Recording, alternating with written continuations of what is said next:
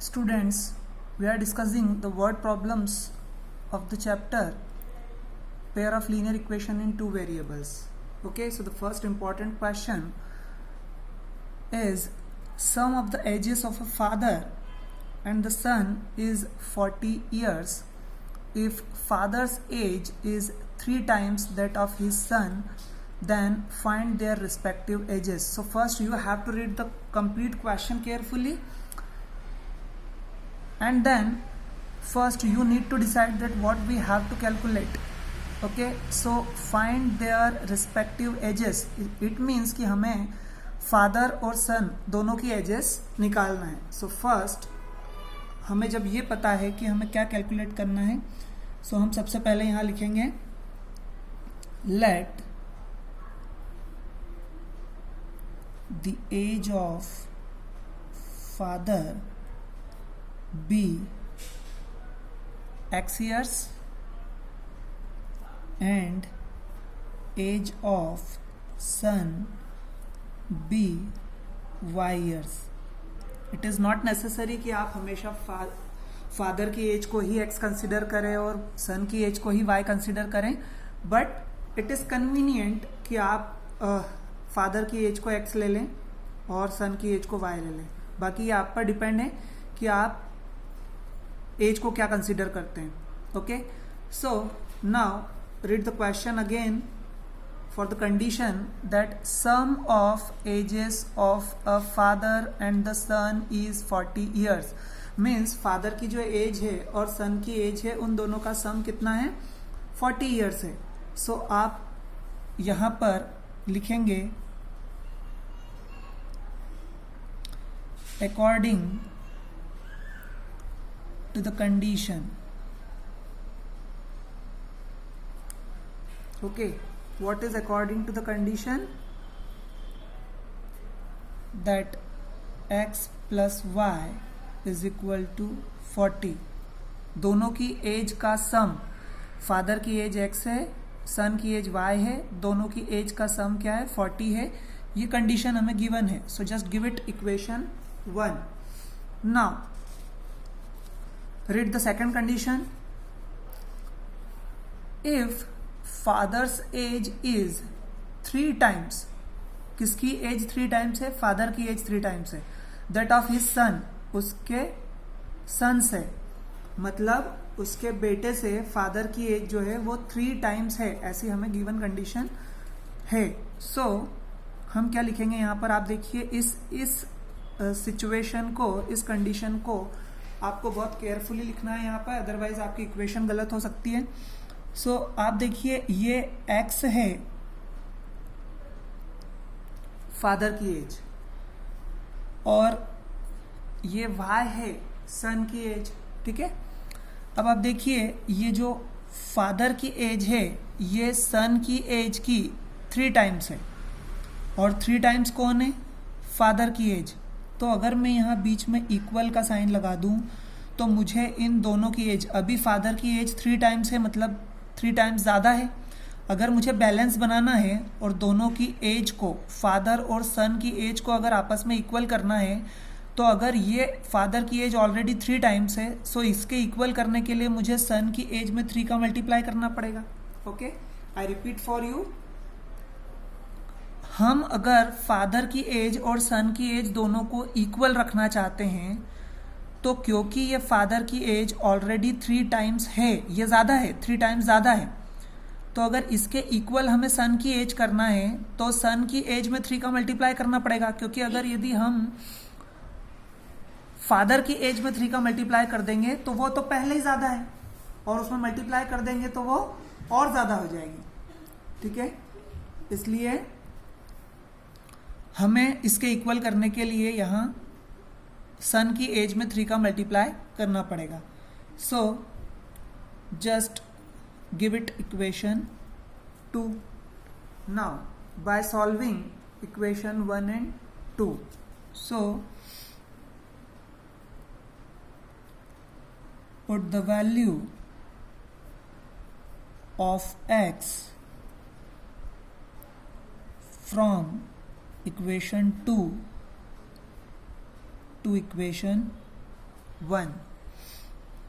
अब आप देखिए इक्वेशन 1 है x plus y is equal to 40 and I am putting the value of x here, so 3y plus y is equal to 40,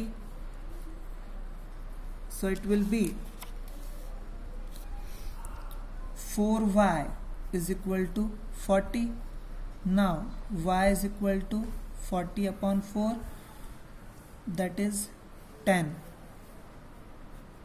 So the value of y is 10. Now put the value of y in any one equation. So put the value of y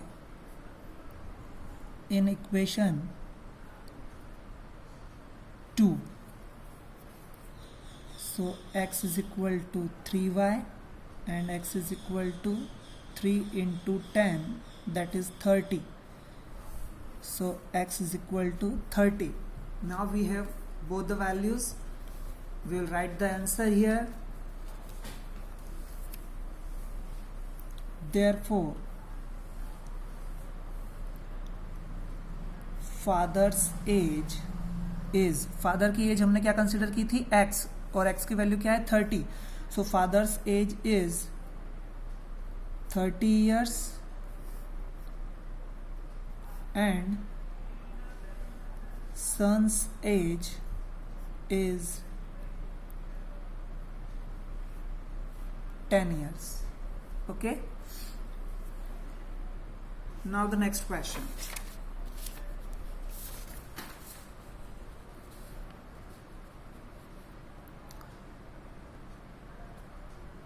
These all are important word problems for board examination.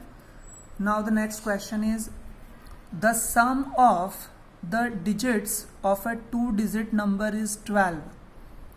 Now it is talking about a 2-digit number. अब आप देखिए कि एक जो standard form होता है 2-digit number का, वो क्या होता है. आप पहले इसे समझिए 2-digit नंबर, क्योंकि ऐसे क्वेश्चंस बोर्ड एग्जाम में पूछे जाते हैं. तो आप पहले ये समझ लीजिए कि 2-digit नंबर में डिजिट्स को किस तरीके से रिप्रेजेंट करते हैं.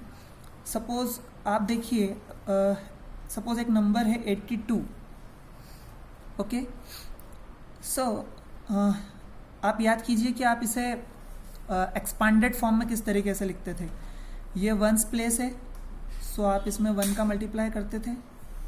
फिर ये टेंस प्लेस है, तो आप इसमें 10 का मल्टीप्लाई करते थे. और इसको एक्सपांडेड फॉर्म में 80 + 2 = 82 ऐसे लिख देते थे. तो इसका मतलब ये क्या है, इसका स्टैंडर्ड फॉर्म है, क्योंकि वंस प्लेस है इसलिए 1 का मल्टीप्लाई होगा, और टेंस प्लेस है तो 10 का मल्टीप्लाई होगा. इसलिए कोई भी 2-digit का नंबर होता है तो उसमें देखिए ये 2-digit का नंबर है, और इसका अगर स्टैंडर्ड फॉर्म ये है, तो मैं अगर इसको x और इसको y कंसिडर कर लूँ, ठीक है, मैं इस डिजिट को, फर्स्ट डिजिट को x और सेकंड डिजिट को अगर y कंसिडर कर लूँ, तो इसका जो स्टैंडर्ड फॉर्म होगा वो होगा 8 × 10 + 2 × 1, यानी 8 की प्लेस पर मैं रख दूँ यहाँ पर x × 10 + 2 की प्लेस पर अगर y रख दूँ, तो कोई भी 2-digit नंबर का जो स्टैंडर्ड फॉर्म होगा वो क्या होगा 10x + y, अगर मैंने दोनों डिजिट को xy कंसिडर किया है तो. और अगर ये डिजिट्स में इंटरचेंज कर दूं, इट मीन्स x की प्लेस पर y आ जाए और y की प्लेस पर x अगर आ जाए, तो कैसे होगा. तो देखो yx, ये हो जाएगा 2 और 8, डिजिट्स क्या हो गई, इंटरचेंज हो गई. और डिजिट्स इंटरचेंज हो गई तो अब फिर वंस प्लेस पर क्या है 8 है, सो ये हो जाएगा 8 × 1 प्लस टेंस प्लेस पर क्या है 2 है. अब अगर मैं इस 2 को y और इस 8 को x कंसीडर करूं, तो ये हो जाएगा 10y + x. ओके, ये मैंने आपको एक एग्जांपल से बताया. It means the conclusion is, इस क्वेश्चन में ये जो मैंने अभी आपको समझाया इसका कंक्लूजन क्या है? इसका कंक्लूजन ये है कि आपको अगर एक 2 डिजिट नंबर कंसिडर करने के लिए कहा जाएगा तो आप उसको 10x प्लस वाई कंसिडर करेंगे, और अगर डिजिट्स इंटरचेंज करने के लिए बोला जाएगा तो डिजिट्स इंटरचेंज करने पर उसका जो फॉर्म हो जाएगा वो 10y प्लस x हो जाएगा। आप इन दोनों बातों को याद रखिए, जिससे ये क्वेश्चन इजीली सॉल्व हो जाएगा। ठीक है, अब क्वेश्चन करते हैं। The sum of the digits of a 2 digit number is 12। अब देखिए 2 डिजिट नंबर, एक 2 डिजिट नंबर है और उसकी दोनों डिजिट्स का सम। तो मैंने आपको बताया था कि कोई भी 2 डिजिट नंबर जिसका standard form 10x plus y हो, उसकी दोनों डिजिट्स कौन कौन सी होती हैं? x होता है और y होता है। दोनों डिजिट्स x और y होती हैं। तो दोनों डिजिट्स का सम, सो हम यहां पर लिखेंगे according to the given condition, according to the given condition x plus y, दोनों डिजिट्स 2 डिजिट नंबर की दोनों डिजिट्स का जो सम है वो कितना है? 12 है। इसको आप इक्वेशन 1 दे दीजिए।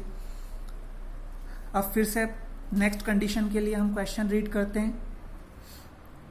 The number obtained by interchanging the 2 digits, the number obtained by interchanging the 2 digits, मतलब दोनों डिजिट्स को इंटरचेंज करने पर जो नंबर मिला है वो exceeds, वो ज्यादा है, the given number by 18, given number से डिजिट्स को इंटरचेंज करने पर जो नंबर मिला है वो कितना ज्यादा है? 18 ज्यादा है। देखिए मैं फिर से क्वेश्चन पढ़ रहा हूं, आप इसे ध्यान से समझिए।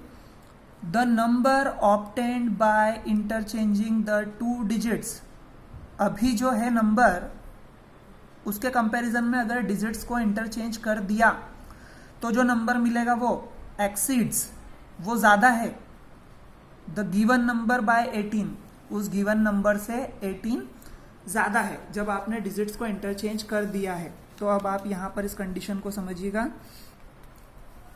देखिए जो गिवन नंबर है हमारा वो क्या है? उसका standard form 10x plus y. आप कंफ्यूज मत होइएगा, यहां पर जो फर्स्ट कंडीशन दी हुई थी उसमें 2 डिजिट के नंबर की डिजिट्स का सम कहा था, उसने नंबर नहीं बोला था, डिजिट्स का सम बोला था। और x और y अलग अलग दोनों क्या है? डिजिट्स हैं, इसलिए उनका सम 12 है। और अब उसने कहा है कि ये जो 2 डिजिट का नंबर है गिवन, ठीक है, ये उसका स्टैंडर्ड फॉर्म है। और जब आप डिजिट्स को क्या कर दोगे?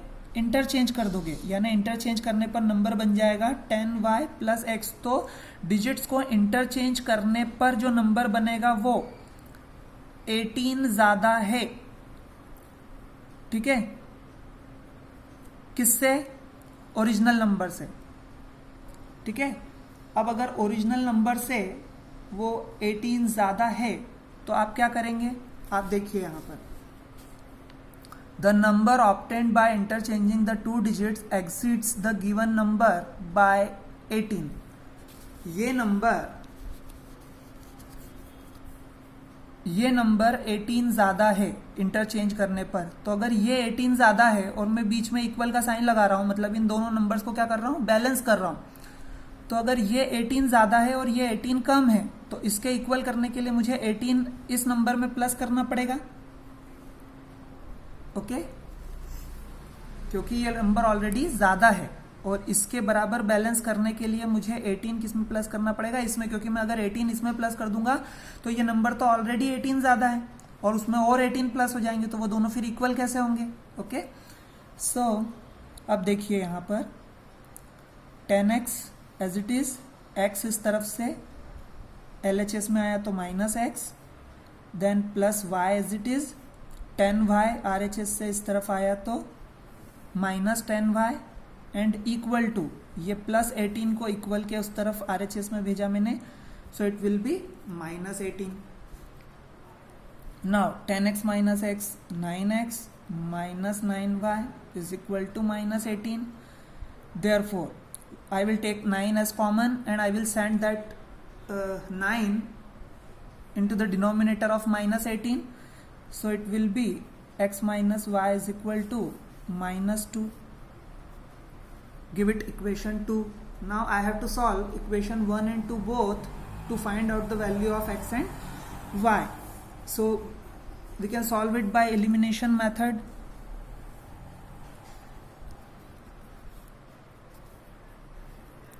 So by equation 1 and 2, see here, by elimination method I am solving it. X plus y is equal to 12 and x minus y is equal to minus 2. So what will you do?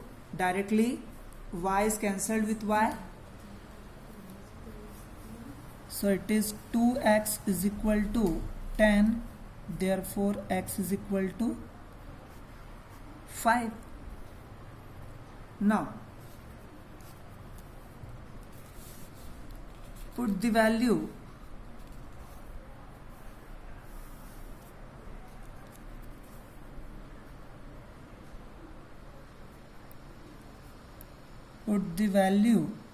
of x in equation 1, and equation 1 is x plus y is equal to 12, so 5 plus y is equal to 12, so y is equal to 12 minus 5, so y is equal to 7.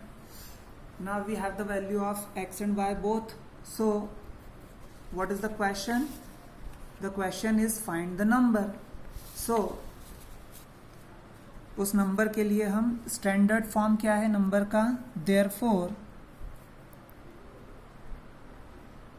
Number is 10x plus y. So 10 into the value of x is 5 plus value of y is 7. So 50 plus 7.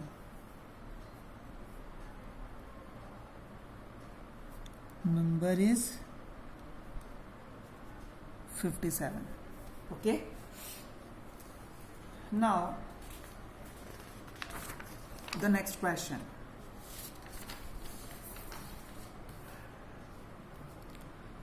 The next question is very important question from board point of view.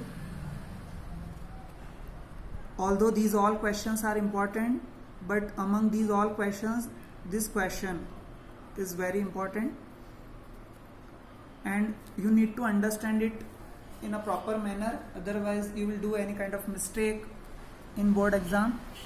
See here, the question is, a boat takes 4 hours to go, but before that I want to make you understand some basic concept of this kind of stream questions. इन्हें stream questions कहा जाता है क्योंकि इसमें down stream और up stream word use होते हैं. सो इसमें ये जो इस क्वेश्चन में डाउन स्ट्रीम और अप स्ट्रीम वर्ड यूज हुए हैं, इनका क्या मीनिंग है? बोर्ड के क्वेश्चंस होते हैं ये. इन बोर्ड के क्वेश्चंस को किस तरीके से करना है वो देखिए. सबसे पहले बेसिक कॉन्सेप्ट ये है अप स्ट्रीम डाउन स्ट्रीम का, कि सपोज कीजिए इसे स्ट्रीम कहा जाता है. स्ट्रीम का मतलब होता है पानी की धारा. ओके. सो वाटर में कोई बोट है. ओके. अब अगर ये जो स्ट्रीम है, स्ट्रीम मतलब धारा यानी जो पानी का जो बहाव है, वो अगर कुछ भी नहीं है, ओके, बिल्कुल शांत है, उसका अपनी कोई स्पीड नहीं है, पानी की कोई स्पीड नहीं है, तो उसको हम कहते हैं स्टील वाटर. ओके, हम उसे कहते हैं स्टील वाटर. और अगर उसकी कोई स्पीड है तो उसको कहते हैं स्पीड ऑफ स्ट्रीम. अब यहाँ पर आप देखिए बोट की जो स्पीड है, सपोज मैं बोट की स्पीड को x kilometre per our consider कर लेता हूँ, और ये जो स्ट्रीम की स्पीड है इसे मैं y kilometre per our consider कर लेता हूँ. ठीक है. तो अब एक वर्ड है अप स्ट्रीम और डाउन स्ट्रीम. तो आप देखिए इस तरीके से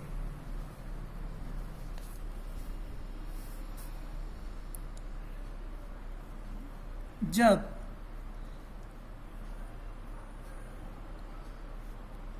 बोट और जो स्ट्रीम की डायरेक्शन है वो अगर सेम हो, मतलब जो स्ट्रीम है वो भी सेम डायरेक्शन में है और बोट है वो भी सेम डायरेक्शन में अगर मूव कर रही है, तो यहाँ पर आप खुद ही देखिए कि अगर पानी का बहाव भी इसी डायरेक्शन में है और बोट को भी हम इसी डायरेक्शन में मूव कर रहे हैं, तो बोट पानी के बहाव के साथ ज़्यादा तेजी से आगे बढ़ेगी, इसलिए इसकी स्पीड और इसकी स्पीड दोनों क्या हो जाएंगी, प्लस हो जाएंगी। इसलिए हमेशा ध्यान रखिएगा कि प्लस या माइनस करते समय हमेशा बोट की स्पीड पहले और स्ट्रीम की स्पीड बाद में आएगी, हमेशा ध्यान रखिएगा। ऐसे ही अगर मैं बात करूं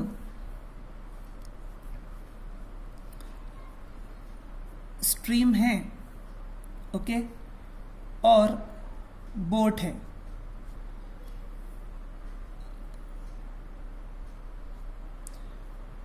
स्ट्रीम की डायरेक्शन इस तरफ है लेकिन बोट में इस तरफ ले जा रहा हूं अपने एफर्ट्स लगाकर, और बोट को मैं स्ट्रीम की अपोजिट डायरेक्शन में लेकर जा रहा हूं। आपको समझ में आ रहा होगा कि अगर पानी के बहाव की अपोजिट डायरेक्शन में अगर मैं बोट को मूव करने की कोशिश करूंगा तो मुझे बहुत ज़्यादा प्रयास करने पड़ेंगे, बहुत ज़्यादा मेहनत करना पड़ेगी, क्योंकि नाव इजीली मूव नहीं होगी, ठीक है। तो वहां पर जो बोट की स्पीड है उसमें से स्ट्रीम की स्पीड क्या हो जाएगी, माइनस हो जाएगी। इसलिए टोटल जो मेरा मूवमेंट है यहाँ पर बोट का टोटल मूवमेंट जो होगा वो क्या होगा, ज्यादा होगा, क्योंकि पानी के बहाव के साथ बोट बह जाएगी आगे की तरफ। मतलब बोट, मैं खुद एफर्ट्स लगा रहा हूं बोट को चलाने के लिए और साथ में स्ट्रीम मुझे क्या कर रही है, हेल्प कर रही है। इसलिए जो टोटल मूवमेंट होगा एक पर्टिकुलर टाइम पीरियड में बोट का, वो ज्यादा हो जाएगा। लेकिन इस सेकंड केस में मैं मेहनत तो कर रहा हूं बोट को आगे बढ़ाने के लिए, लेकिन क्योंकि मेरी डायरेक्शन क्या है, स्ट्रीम की डायरेक्शन के अपोजिट डायरेक्शन में है, इसलिए मैं बहुत कोशिश के बाद भी जो एक पर्टिकुलर टाइम पीरियड में बोट का टोटल मूवमेंट होगा वो क्या होगा, कम होगा। इसलिए यहां जो स्पीड हो जाएगी वो स्पीड क्या हो जाएगी, माइनस हो जाएगी। किसमें से, बोट की स्पीड में से जो स्पीड की जो स्ट्रीम की स्पीड है वो क्या हो जाएगी, माइनस हो जाएगी। इसलिए आप हमेशा ध्यान रखिए जब भी अप स्ट्रीम की बात होगी तो आपको बोट की स्पीड में से स्ट्रीम की स्पीड को माइनस करना है, अप स्ट्रीम। और जब भी डाउन स्ट्रीम की बात होगी तो डाउन स्ट्रीम का मतलब सेम डायरेक्शन, इसलिए दोनों स्पीड बोट और स्ट्रीम की स्पीड क्या हो जाएगी, प्लस हो जाएगी। ओके, देखिए आइए क्वेश्चंस करते हैं। A boat takes 4 hours to go 44 kilometer downstream and it can go 20 kilometre up stream. आपको क्वेश्चन में समझ में आ जाएगा, जहां पर अप स्ट्रीम होगा वहां पर जो टोटल मूवमेंट होगा उसका डिस्टेंस कवर्ड होगी वो कम होगी, और डाउन स्ट्रीम में डिस्टेंस कवर्ड हमेशा ज़्यादा होगी। और टाइम कितना है, 4 आवर्स, मतलब वो 4 आवर के टाइम पीरियड में ही अगर बोट को डाउन स्ट्रीम मूव किया जाता है तो वो 44 किलोमीटर तक जाती है, और अगर अप स्ट्रीम मूव किया जाता है तो वो 20 किलोमीटर तक जाती है। ओके, सो यहां पर हम जब इस क्वेश्चन को सॉल्व करेंगे हमें एक साइंस का फॉर्मूला पता है, speed is equal to distance upon time.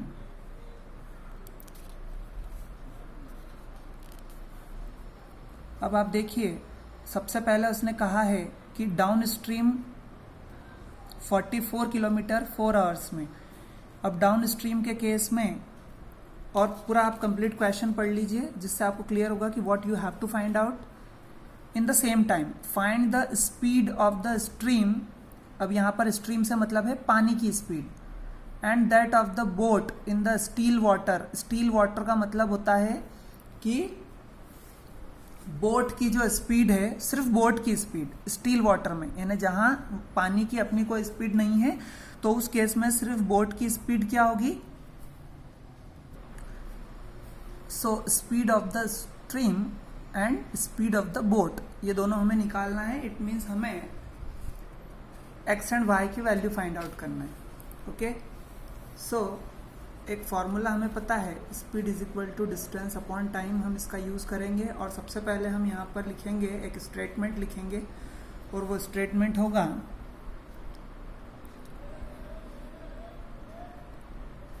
Late the speed of boat in still water B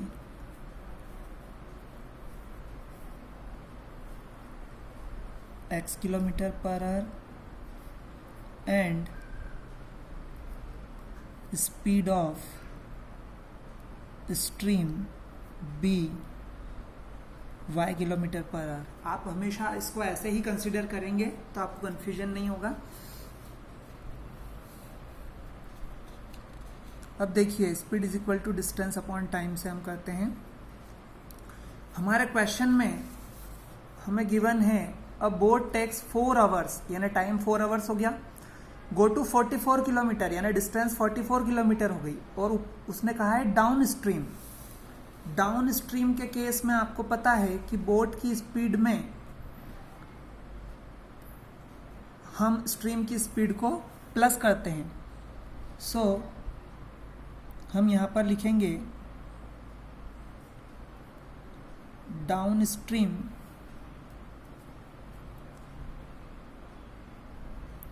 net speed. Downstream net speed हो जाएगी x plus y kilometre per hour, और यहां लिखेंगे अप स्ट्रीम नेट स्पीड। आप हमेशा ध्यान रखिएगा, मैंने आपको अभी थोड़ी देर पहले भी समझाया है कि आपको हमेशा बोट की स्पीड में से स्ट्रीम की स्पीड को प्लस या माइनस करना है, क्योंकि यहाँ x प्लस वाई के केस में तो कोई प्रॉब्लम नहीं होगी अगर आप y प्लस एक्स कर दोगे, लेकिन यहाँ अगर आपने y माइनस एक्स कर दिया तो आपका आंसर गलत हो जाएगा।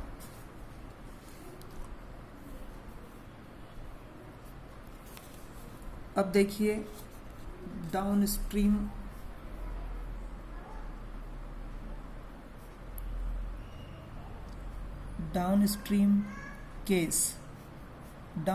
केस में क्या हो जाएगा?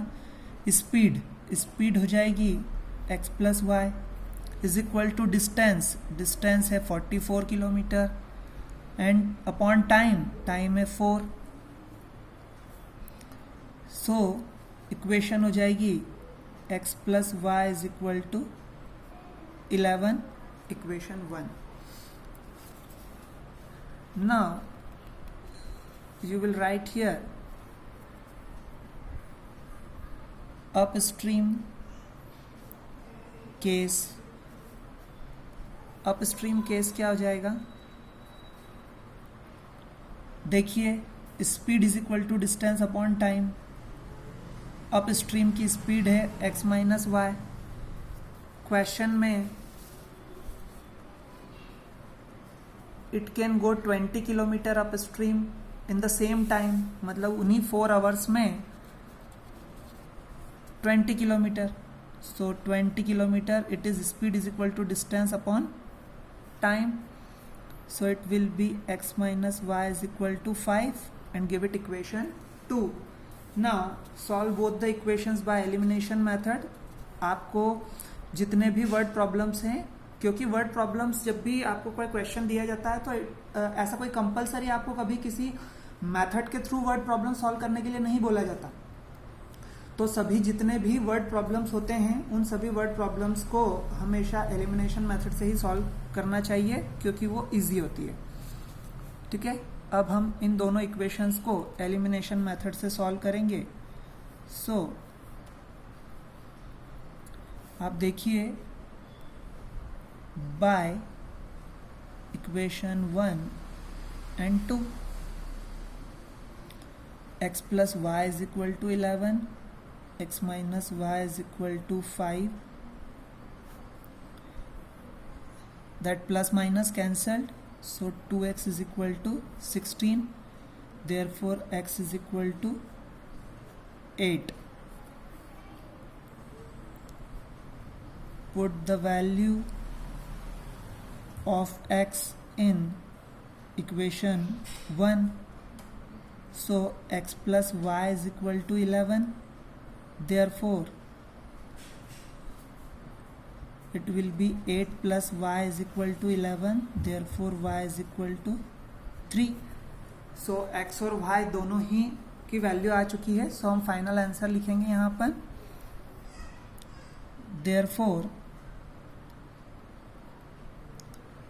स्पीड ऑफ बोट, जिसको हमने x कंसिडर किया था, 8 kilometre per hour, and speed of stream is equal to 3 kilometre per hour. Okay.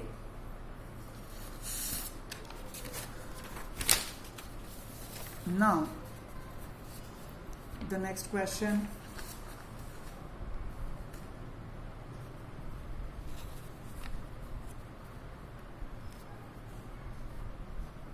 Next important question for board examination. ये 2012 में पूछा हुआ क्वेश्चन है.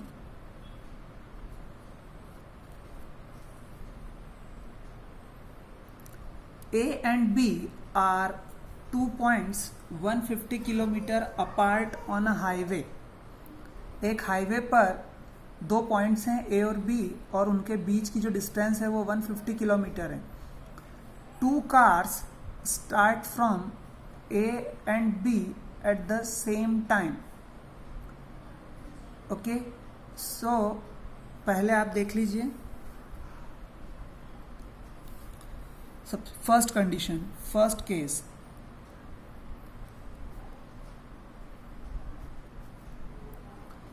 फर्स्ट केस जो होगा,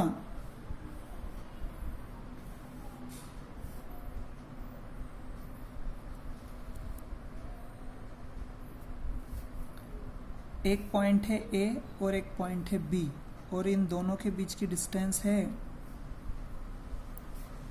150 kilometre. 2 cars start from A and B at the same time. इस A point से, ठीक है, और इस B पॉइंट से दोनों कार मूव करती हैं. If they move in the same direction, अगर दोनों की डायरेक्शन कैसी होती है, सेम होती है,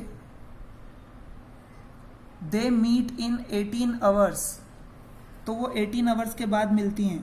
मान लेते हैं कि वो 18 आवर्स के बाद एक पॉइंट पे मिलती है, जो पॉइंट है C. ओके. सो ये फर्स्ट केस है. अब आप देखिए, and but if they move in the opposite direction they meet in 1 hour. अब हम जो नेक्स्ट केस बनाएंगे उसमें जब ये एक दूसरे की अपोजिट डायरेक्शन में मूव करेगी तो वो 1 आवर में मिलती है. मतलब A और B के बीच में कहीं एक सेकेंड पॉइंट आएगा. Okay. So find their speeds. किसकी स्पीड निकालना है? दोनों कार की स्पीड निकालना है हमें. सो हमने पहले क्वेश्चन पढ़ लिया, हमें दोनों कार की स्पीड निकालना है, तो हम दोनों कार की स्पीड पहले कंसीडर कर लेते हैं. सो सबसे पहले स्टेटमेंट लिखते हैं.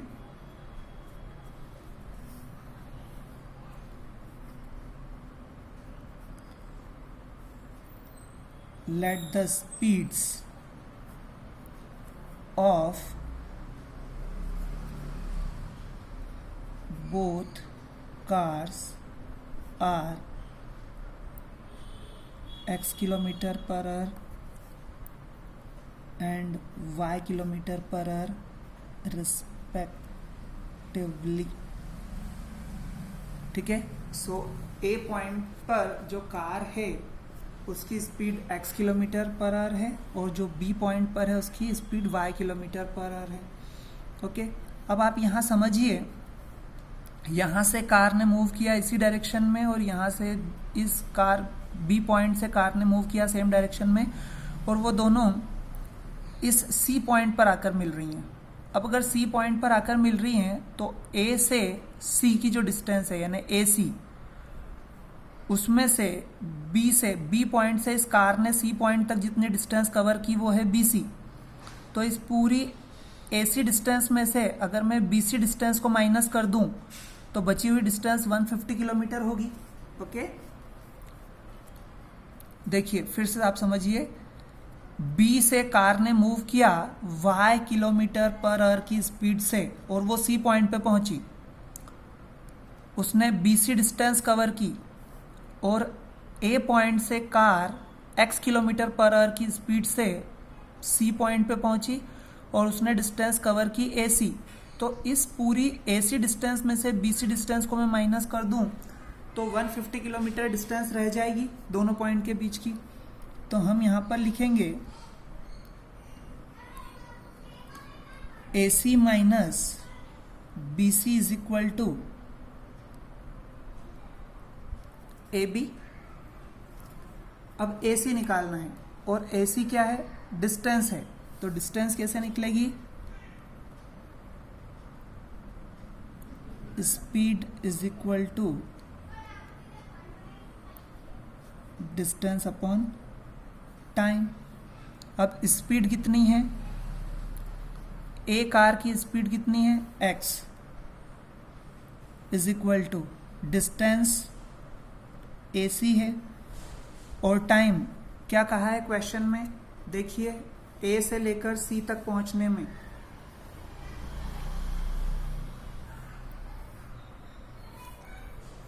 If they move in the same direction they meet in 15 hours. मतलब दोनों एक दूसरे को 15 आवर्स के बाद मिलती हैं। इट मीन्स कि 15 आवर्स का टाइम लगता है पॉइंट ए से सी तक पहुंचने में। तो हम यहाँ पर 15 लिखेंगे। जब आप इसको क्रॉस मल्टीप्लाई करोगे तो ए सी इज इक्वल टू 15x मिलेगा। और सिमिलरली इसी तरीके से यहाँ पर आप y is equal to B C upon 15 लिखोगे तो B C is equal to आपको 15y मिलेगा। ओके,